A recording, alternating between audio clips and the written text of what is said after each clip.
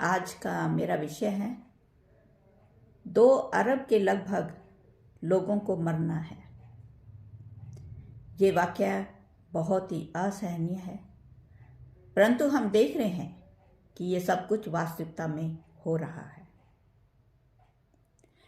हम देख रहे हैं कि देश विदेश में किस प्रकार प्रकृति ने अपना रौद्र रूप धारण कर लिया है।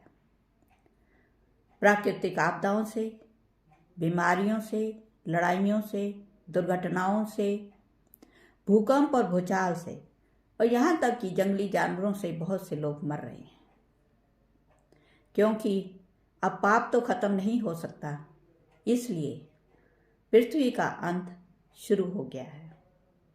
हम देख रहे हैं कि किस प्रकार बड़े बड़े मजबूत पहाड़ों में दरारें पड़ गई हैं और वो मिट्टी के समान भर भरा कर गिर रहे हैं। बारिशों ने बाढ़ का रूप धारण कर लिया है।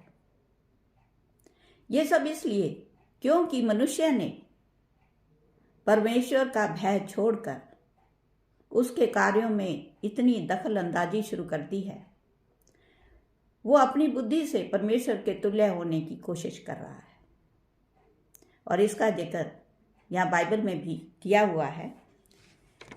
यिर्मयाह 49:16 में लिखा हुआ है, हे चट्टान की दरारों में बसे हुए, हे पहाड़ों की चोटी पर किला बनाने वाले, तेरे भयानक रूप व मन के अभिमान ने तुझे धोखा दिया है। चाहे तू उकाब की तरह ऊंचा उड़ता हो, वन तारागण यानी चांद और अंतरिक्ष में भी अपना घोंसला बना ले, तो भी मैं तुझे वहां से गिरा दूंगा। बाइबल में अंत समय के लिए 7 मोहरों के खुलने का जिक्र है, जिसमें से 4 मोहरें तो खुलती नजर आ रही हैं और इनका वर्णन मैं आपके सामने कर रही हूं।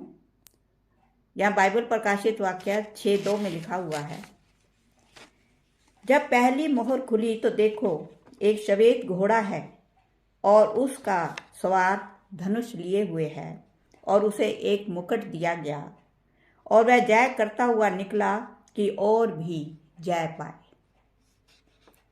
यानी कि अब वो समय आ चुका है कि पाप और पापी का अंत होगा और परमेश्वर की जय होगी।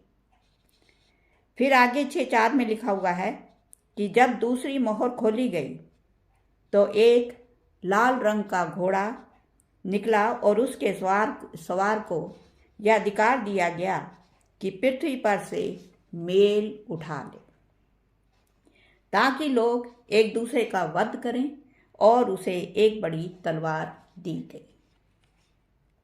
और हम देख रहे हैं कि जिन मोहल्लों में, गलियों में प्रेम भाव हुआ करता था, आज वहीं पर ही लड़ाई, झगड़े, नफरत, ईर्ष्या और यहाँ तक कि एक दूसरे को मरने और मारने के लिए तैयार हैं।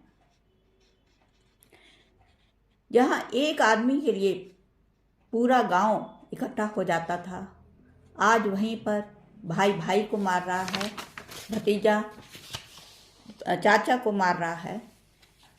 और यहाँ लिखा हुआ है कि अंत समय में लोग एक दूसरे के शरीरों का अनादर करेंगे। एक जगह और बाइबल में मरकुस 13:12 में भी लिखा हुआ है कि अंत समय में भाई को भाई और पिता को पुत्र घात के लिए सौंपेगा और बच्चे माता पिता के विरोध में उठकर उन्हें मरवा डालेंगे। और हम लोग इन सब बातों से अब अनजान नहीं हैं और ये सब कुछ होता हुआ देख रहे हैं। फिर तीसरी मोहर के लिए लिखा है यहाँ 6:5 में कि जब तीसरी मोहर खोली गई तो एक काला घोड़ा है जिसके सवार के हाथ में एक तराजू है और एक शब्द यह कहते सुना गया कि दिनार का सेर भर गेहूं और दिनार का 3 सेर जौ। यह इस बात को दर्शाता है कि किस प्रकार खाद्य सामग्री की महंगाई होगी और ये हम सब देख रहे हैं कि कुछ देशों में आज गेहूं का जो रेट है वो इसी के लगभग है, और अब वो दिन दूर नहीं कि जब ये सब कुछ पूरे विश्व में फैल जाएगा। फिर चौथी मोहर के लिए लिखा हुआ है यहाँ 6 प्रकाशित वाक्य 6:7 में कि जब चौथी मोहर खोली गई तो देखो एक पीला सा घोड़ा, और उसके सवार का नाम मृत्यु है, और उसे पृथ्वी के 1/4 पर यह अधिकार दिया गया है कि वह तलवार, अकाल, मरी और पृथ्वी के वन पशुओं द्वारा लोगों को मार डाले। और ये सब भी हम देख रहे हैं। यदि आप टीवी न्यूज़ देखें तो कोई दिन ऐसा नहीं कि जब जंगली पशु किसी गांव या शहर में ना आ रहे हों। और इसके अलावा हम देख रहे हैं कि किस प्रकार कितनी तेजी से लोग मर रहे हैं। इसके अलावा 5वीं मोहर और 6ठी मोहर का भी जिक्र है जो मैं आपके सामने पढ़ रही हूँ कि 5वीं मोहर में उन लोगों का जिक्र है जो परमेश्वर के वचन, अच्छाई और सच्चाई के कारण जिनका वध किया गया, और उनमें से हर एक को श्वेत वस्त्र दिया गया ताकि समय आने पर वो परमेश्वर के राज्य में शामिल हो सके। और 6ठी मोहर का समय और भी भयानक लिखा हुआ है कि 6ठी मोहर के समय एक बड़ा भूकंप हुआ, सूर्य कंबल के समान काला और पूरा चंद्रमा लहू के समान हो गया। हर एक पहाड़ और टापू अपने अपने स्थान से टल गए। तब पृथ्वी के राजा, प्रधान, धनवान और सामर्थी, और यहाँ तक कि दास व स्वतंत्र पहाड़ों की खो और चट्टानों में जा छिपे, और पहाड़ों और चट्टानों से कहने लगे कि हम पर गिर पड़ो और परमेश्वर के प्रकोप से बचा लो। ऐसा नहीं कि उस समय अच्छे लोगों की भी यही दुर्दशा होगी और वो भी मारे जाएंगे। उनके लिए भी बाइबल में लिखा हुआ है साफ साफ। मैं आपके सामने पढ़ रही हूँ प्रकाशित वाक्य 7:3 में, जब तक हम अपने परमेश्वर के दासों के माथों पर,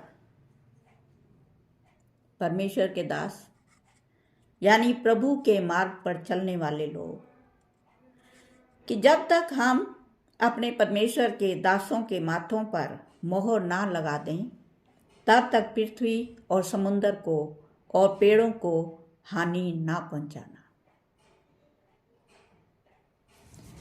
परमेश्वर चाहे तो एक ही दिन में सब कुछ नष्ट कर सकता है, लेकिन आज भी परमेश्वर हमें समय देता है कि हम अपने आप को सुधार लें और परमेश्वर के राज्य में शामिल हो सकें।